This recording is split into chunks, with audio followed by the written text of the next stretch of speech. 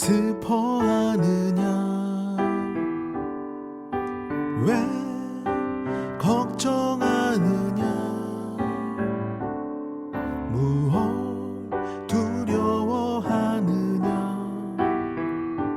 아무 염려 말아라 그 어려움에도 그 아픔이 있어도 이제 아무 걱정하지 마 내가 널 붙들어 주리 내가 너와 항상 함께 하리라 내가 너를 지키리라 실망치 말고 나를 보아라 나는 너의 하나님이라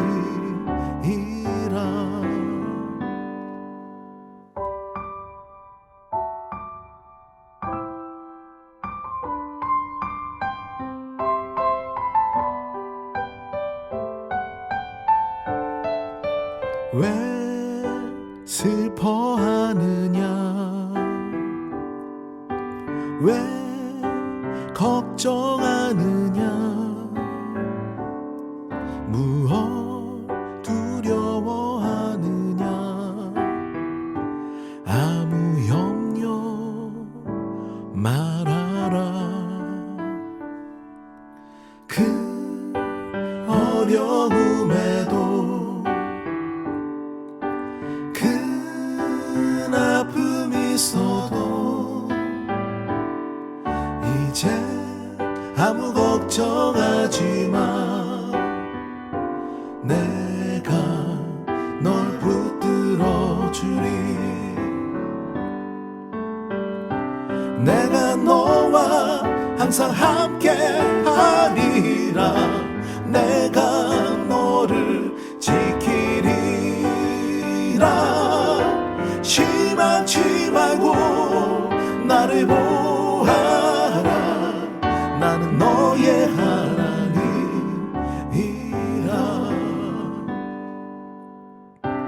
내가 너와 항상 함께 하리라 내가 너를 지키리라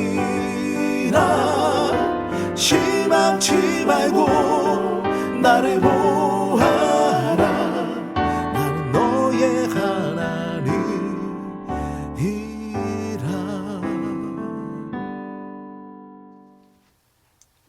할렐루야. 9월 29일 화요일 데일리 큐티 아침 묵상입니다. 오늘 말씀은 고린도후서 3장 1절부터 18절 말씀입니다. 우리가 이렇게 말하는 것이 우리 자신을 지켜 올리는 말을 늘어놓는 것입니까? 아니면 어떤 사람들처럼 우리가 여러분에게 보일 추천장이나 여러분이 주는 추천장을 필요로 하는 사람들이겠습니까? 여러분이야말로 우리를 천거하여 주는 추천장입니다. 그것은 우리 마음에 적혀 있습니다. 모든 사람이 그것을 알고 읽습니다. 여러분은 분명히 그리스도께서 쓰신 편지입니다. 우리는 그것을 작성하는 데 봉사하였습니다. 그것은 먹물로 쓴 것이 아니라 살아계신 하나님의 영으로 쓴 것이요 돌판에 쓴 것이 아니라 가슴판에 쓴 것입니다. 우리는 그리스도로 말미암아 하나님께 확신을 가지고 있으므로 이런 말을 합니다. 우리가 이런 일을 할 수 있는 자격이 우리에게서 났다고 생각하지 않습니다. 우리의 자격은 하나님에게서 납니다. 하나님께서 우리에게 새 언약의 일꾼이 되는 자격을 주셨습니다. 이 새 언약은 문자로 된 것이 아니라 영으로 된 것입니다. 문자는 사람을 죽이고 영은 사람을 살립니다. 돌판에다 문자로 새긴 율법을 선포할 때에도 광채가 났습니다. 그래서 이스라엘 자손들은 모세의 얼굴에 나타난 그 광채 때문에 비록 곧 사라질 것이었지만 그의 얼굴을 똑바로 쳐다볼 수 없었습니다. 죽음에 이르게 하는 직분에도 이러한 영광이 따랐는데 하물며 영의 직분에는 더욱더 영광이 넘치지 않겠습니까? 유죄를 선고하는 직분에도 영광이 있었으면 의를 베푸는 직분은 더욱더 영광이 넘칠 것입니다.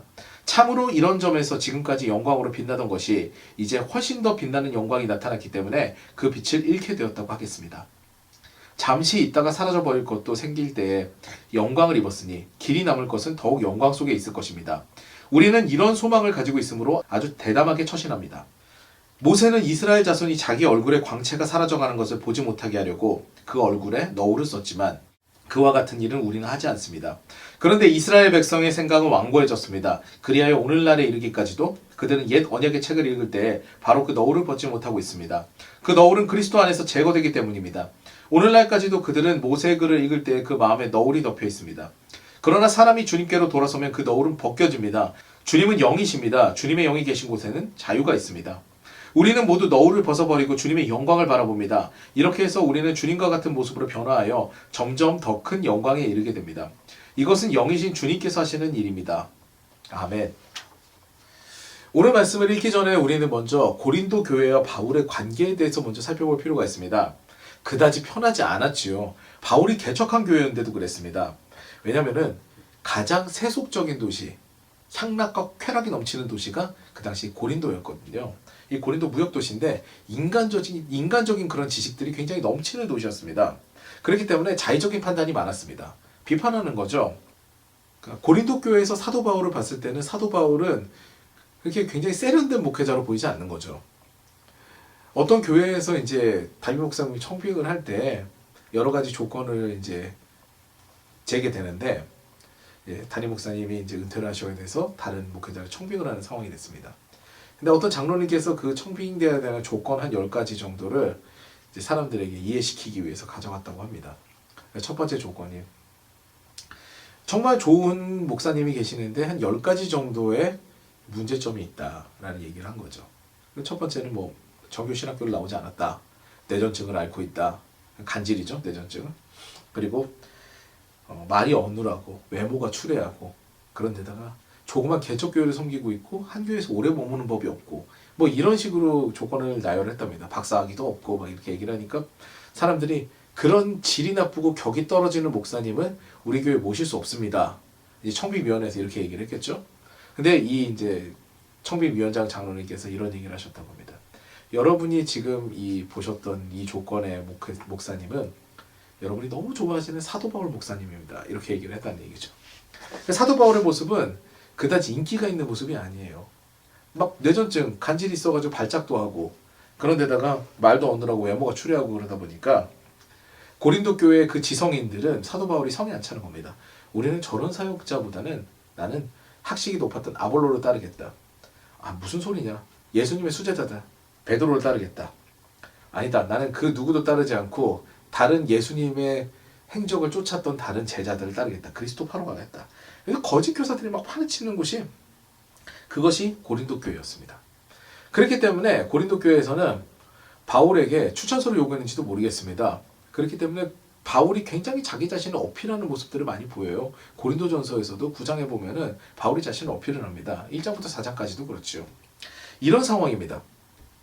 그렇기 때문에 더 요구되는 이 추천서에 대한 대답을 다 바울이 한 것처럼 오늘 말씀에서는 보이는 거죠. 근데 바울이 여기서 사도 바울이 굉장히 재밌는 얘기를 합니다. 나의 추천서가 바로 너희 고린도 교회다. 내가 복음의 씨앗을 뿌렸고 그랬기 때문에 나의 추천서는 정말 나를 영화롭게 만드는 것들은 너희의 삶이다라는 이야기를 한 거죠. 이게 놀라운 얘기입니다. 바울을 닮으라고 했고 바울이 개척한 교회였기 때문에 고린도 교회의 모습이 바울의 자랑이 된다는 것이죠. 참 재밌는 건 자신이 개척한 교회에서 자신이 배척당하니까 바울이 얼마나 마음이 괴롭겠습니까? 그런데도 불구하고 바울은 품습니다. 그 교회 사람들을 품고요. 그리고 어떻게든 돌아오도록 만들려고 하는 것이 바울의 모습입니다. 그리고 사역의 열매는 사실상 다른 데 있지 않습니다. 뭐 교회가 커지고 교회에 뭔가 구조가 세워지고 이런 것이 아니라 성도들의 삶이 그 사역의 열매를 말하는 것이죠. 그래서 계속 그 열매를 통해서 재생산을 거듭하게 되는 것이 그게 바로 신앙적 유산이 되는 겁니다. 그 교회에서만 그렇습니까? 그렇지 않습니다. 자식의 삶은 부모의 열매입니다. 각 가정에서도 그 유산은 존속돼야 되는 거죠. 신앙의 유산으로 자리 잡혀서 그것이 계속 대물림 돼야 되는 것이 그게 우리 인간의 역할입니다. 하나님께서 바라시는 인생의 역할인 것이죠. 두 번째로는 바울이 얘기하는 것은 오늘 본문을 통해서 바울이 얘기하는 것은 율법이 아니라 사람이라는 것입니다. 율법은 사실상 죄를 깨닫고 회개하게 하는 것이 율법과 조문이죠. 그런데 사도 바울이 얘기하는 것은 예수님의 말씀과 굉장히 맥락이 비슷합니다. 사람이 중요하다는 거죠. 제가 어렸을 때 이야기를 들은 얘기인데요. 제가 좋아하는 동생의 동생이 있었습니다. 근데 이 동생의 동생은 네, 뭐 담배도 피고 학생 때부터 이제 좀 말썽을 좀 많이 부리고 싸움도 하고 다니고 그랬던 친구죠. 근데 제가 알던 이 동생의 어머니는 독실한 크리스찬이고 그 다음에 신학교를 다니고 있었고 곧 전도사 사역을 하게 되실 분이었습니다. 근데 내가 전도사인데 내 둘째 아들이 너무나 이렇게 좀 소위 말해서 망나니 같은 일을 하고 다니니까 계속해서 훈계를 하고 훈계를 합니다. 그러면서 이게 잘못됐다. 너는 왜 이런 삶을 사느냐. 이런 이야기를 하는데 귀등으로도 안 듣겠죠, 당연히. 근데 어느 날 이 어머니한테서 하나님의 말씀이 들어온 겁니다. 너는 그 아이를 정말 사랑해야 된다라는 말씀이 들어온 거죠. 그게 꽂히게 되니까 이 어머니가 어떤 행동을 하느냐. 일단은 휴지를 몇 번 접습니다. 두루마리 휴지를 몇 번 접어서 거기다 물을 떨어뜨립니다. 그리고 그걸 그릇에 담아가지고 아이 방에 갖다 준 겁니다. 재떨이를 만들어준 거죠. 엄마가 안 하는 일을 하니까 이제 이 둘째 아들이 놀라는 거죠. 근데 그 가운데서 둘째 아들이 이제 어머니의 마음을 발견하게 됩니다. 아, 어머니가 이제 예수께서 이 땅에 인카네이션 성육신 하실 것과 같이 나에게 공감하러 오셨구나. 사실 율법의 기준으로 봤을 때는 지금 신앙적인 가정에서 자라는 아이의 모습이 아닙니다. 그렇기 때문에 이걸 계속 교정시켜주고 교정시켜줘야 된다는 게 우리의 생각이죠. 율법은 계속 고발합니다. 그런데 사랑은 어떻습니까? 찾아갑니다. 이해하려고 노력합니다. 그리고 그들과 함께 하려고 합니다. 이게 예수의 마음이거든요. 그 공감이 시작되어 가지고 그 둘째 아들은 변화가 되어서 나중에 교회를 열심히 다니게 되고 지금은 어떻게 되는지는 모르겠는데 아무튼 신앙생활 열심히 하고 있는 걸로 저는 마지막 이야기를 들었습니다. 변화는 율법으로 그리고 정죄로 일어나는 것이 아니라 사랑으로 일어나게 됩니다. 사랑하는 사람에 의해서 변화가 일어나게 되는 것이죠. 하나님의 깊은 것까지 통달하시는 그런 성령을 경험하게 되면은 오늘 바울이 성령을 경험해야 된다는 이야기를 하는데요. 율법에 묶여서 사람을 죽이는 일을 하는 것이 아니라 생명을 살리는 일을 하게 됩니다.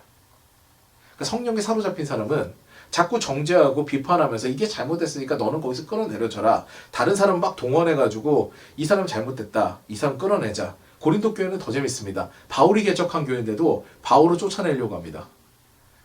근데 이런 비판과 그런 생각이 있는 사람은 성령의 사람이 아니다라고 바울이 단언하고 있는 거죠. 성령의 사람은 정말 이 사람이 이단이고 축출해야 되고 정말 하나님의 뜻에 반하는 사람이 아니면은 그렇다면 이들을 품고 그리고 이들을 갱생하도록 돕는 사람이 바로 성령의 사람이다라는 이야기를 하는 것이죠. 결론을 내리겠습니다. 사역은 사람을 살리는 일입니다. 가정사역도 마찬가지입니다. 새 생명으로 거듭나는 일은 교회에서도 가정에서도 계속 일어나야 되는 일이죠. 바울과 같이 다른 사람을 살리는 일들, 정말 나를 배척하고 있는 그들에게도 너희들이 나의 추천서며 너희들이 그리스도의 편지다 라고 이야기하고 공감하는 그런 우리의 삶이 되어야 될 것입니다. 그런 저와 여러분 되시기를 주님의 이름으로 축원합니다. 기도하시겠습니다. 사랑과 은혜가 많으신 하나님 아버지 감사합니다. 우리 사역의 열매들은 우리의 사역을 경험한 다른 이들의 삶을 통해서 드러난다고 말씀하셨습니다. 우리 가정사역 또한 우리의 삶을 통해서 자녀들이 변화가 되는 것이 그리고 그 열매를 맺는 것이 진정한 열매고 신앙적 유산이라고 주님 말씀하셨습니다. 우리의 삶을 변화시켜 주셔서 율법에 갇혀 있었다면 사랑의 마음으로 변화가 되어서 사람을 살리는 일들을 계속해서 해나가는 우리가 될 수 있도록 도와주시옵소서. 모든 영광 주님께 솔로 받아주시기 믿사오며 우리 구주 예수 그리스도 이름으로 기도드리옵나이다. 아멘.